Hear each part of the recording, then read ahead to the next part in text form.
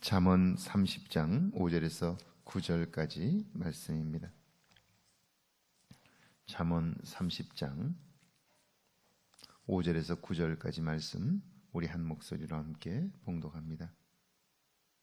잠언 30장 5절에서 9절까지 말씀 함께 봉독합니다. 하나님의 말씀은 다 순전하며 하나님은 그를 의지하는 자의 방패시니라. 너는 그의 말씀에 더하지 말라. 그가 너를 책망하시겠고 너는 거짓말하는 자가 될까 두려우니라. 내가 두 가지의 일을 주께 간구하였사오니 내가 죽기 전에 내게 거절하지 마시옵소서. 곧 헛된 것과 거짓말을 내게서 멀리 하옵시며 나를 가난하게도 마옵시고 부하게도 마옵시고 오직 필요한 양식으로 나를 먹이시옵소서. 혹 내가 배불러서 하나님을 모른다 여호와가 누구냐 할까 하오며 혹 내가 가난하여 도둑질하고 내 하나님의 이름을 욕되게 할까 두려워함이니이다. 아멘. 하나님의 말씀입니다. 할렐루야. 좋은 날입니다. 하나님 신의 오늘도 여러분과 함께 하기를 축원합니다. 이번 코로나19 사건을 겪으면서 사람들은 두려움이 얼마나 큰 위험인가를 눈으로 보았습니다. 코로나19가 시작되자 사람은 사람을 만날 수 없습니다. 누군가가 감염자가 아닐까 의심을 합니다. 감염된 사람을 비난하고요. 사회 전체가 멈춰 섰습니다. 한국뿐 아니라 세계 경제는 패닉에 빠졌고요. 가난한 나라의 경우에는 봉쇄 말고는 다른 대안이 없습니다. 만약 이 두려움이 가져다준 경제적 손실을 금액으로 환산한다면 계산이 불가능할 정도입니다. 이런 무서운 두려움은 사실 코로나19 전에도 있었습니다. 이후에도 있을 것입니다. 중요한 것은 우리가 알지 못했던 거죠. 두려움이라는 것이 내 삶에 정말 많은 영향을 주고 있는데 우리가 그걸 알지 못했던 거예요. 그런데 이 코로나19 사건을 통해서 그 두려움이 아주 분명하게 드러나는 거죠. 믿음이 중요한 이유는 믿음으로만 두려움을 이길 수 있기 때문입니다. 믿음을 가지고 믿음으로 살 때 우리는 두려움에서 벗어날 수 있게 되고요. 그리고 두려움으로 인한 그 모든 손실이나 그 모든 삶의 위험들을 극복해 갈 수 있는 거죠. 오늘 5절은 그래서 하나님은 그를 의지하는 자의 방패시니라 이렇게 말씀해요. 우리 모두는 다 하나님을 믿는 사람들입니다. 그 하나님은 모든 것을 알고 계시며 모든 것을 하실 수 있는 분입니다. 그런데 하나님이 아무리 많은 능력과 권능을 가지고 계시다고 해도 그분을 의지하는 자의 방패이십니다. 이 말은 우리가 그분을 의지하지 않는다면 그분은 아무것도 하실 수 없다 그런 말입니다. 너는 그의 말씀에 더하지 말라. 그가 너를 책망하시겠고 너는 거짓말하는 자가 될까 두려우니라. 의지하지 않으면 두려움이 그를 사로잡게 되고요. 사로잡히면 하나님의 말씀에 내 생각을 더합니다. 내 생각대로 해석하지요. 결국 거짓말하는 자가 되고 마는 거예요. 이번 코로나19 사건으로 인해서도 마찬가지예요. 교인과 이야기를 나누다가 이태원 갔던 사람들에 대한 불만을 이야기하는 걸 들었어요.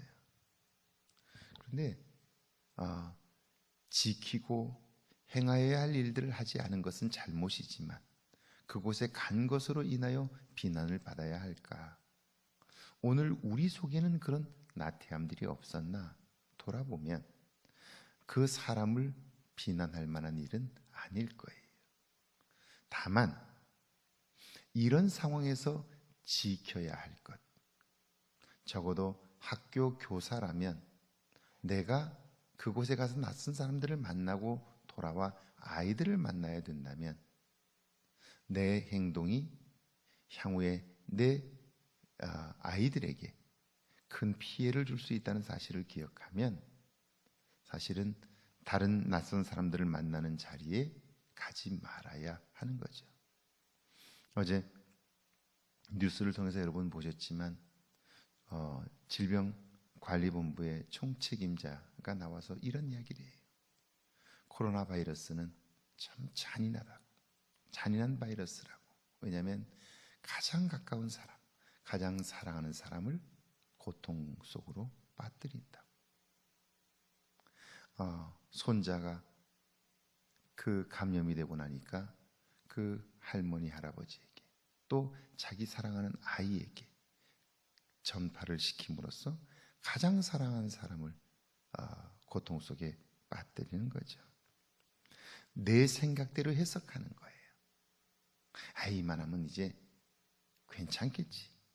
생활 방역이니까 괜찮겠지. 그동안에 못했는데 괜찮겠지. 그런 생각, 내 생각이 있죠. 결국 거짓말하는 자가 되는 거예요. 그래서 여기 7절과 8절에 보면 내가 두 가지 일을 주께 구하여 싸우니 곧 헛된 것과 거짓말을 내게서 멀리 하옵시며 나를 가난하게도 마옵시고 부하게도 마옵시고 오직 필요한 양식으로 나를 먹이시옵소서. 그렇게 이야기를 해요. 거짓말하는 자가 될 수밖에 없는 존재, 그것이 바로 나입니다. 그렇게 고백하는 사람은 하나님을 향하여 진실한 소원을 가지게 되죠. 지금까지는 알지도 못하면서 옳다, 그르다, 좋다, 나쁘다를 말함으로써 결국 헛된 것에 나는 빠져 살았는데 그것으로부터 멀리하게 해달라고 기도하지요. 나 중심적으로 생각하고 판단하고 행동하는 그것에서 멀어지게 해달라고, 하나님만을 의지함으로 내 생각에서 벗어나며 하나님으로 방패 삼게 해달라고 기도하는 거예요.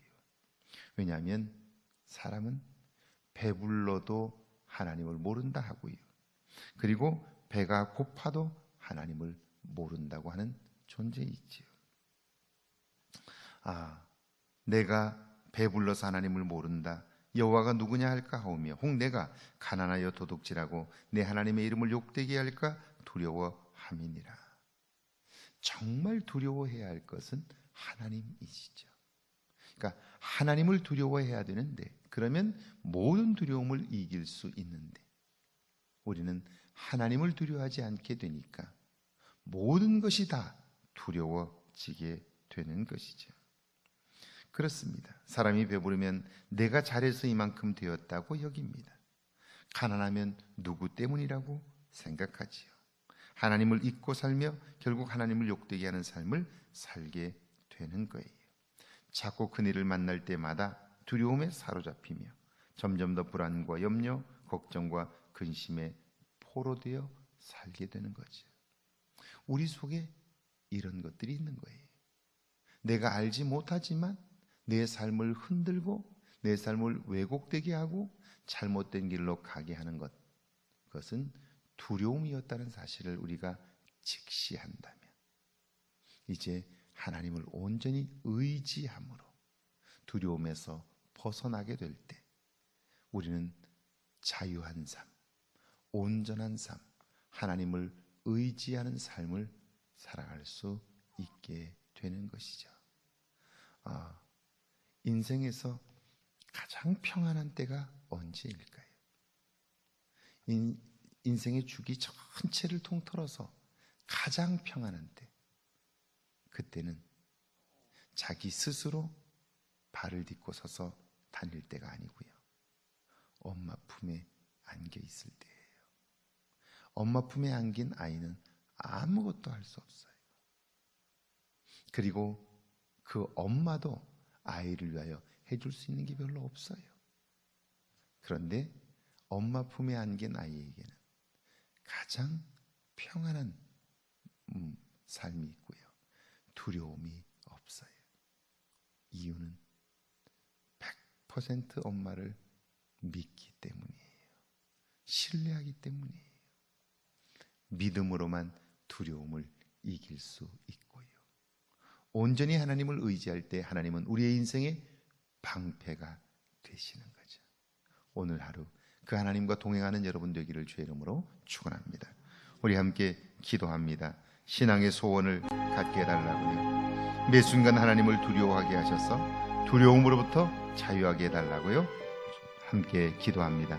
하나님 감사합니다. 오늘도 새날을 주셔서 하루를 살게 하시니 감사합니다. 살면서 우리가 두려워하는 많은 것들이 있습니다. 주님, 그 두려움에서 벗어날 수 있도록 도와주시고 하나님을 두려워함으로 매일매일 하나님의 인도함을 받는 저희들 되게 하옵소서. 하나님이 함께 하셔서 이제는 두려워할 것을 두려워함으로 두려움에서 벗어나는 은혜의 역사가 있게 하옵소서. 오늘 하루도 함께 하시는 하나님을 의식하게 하시고 작고 큰 일들 속에서 하나님을 의지하게 하셔서 하나님만이 나의 방패 되심을 알고 깨닫게 하옵소서. 우리의 삶을 통해서 영광을 받으시는 하나님께 영광을 돌리게 하시고 하나님 우리를 통해 이루실 하나님의 일들을 보게 하옵소서.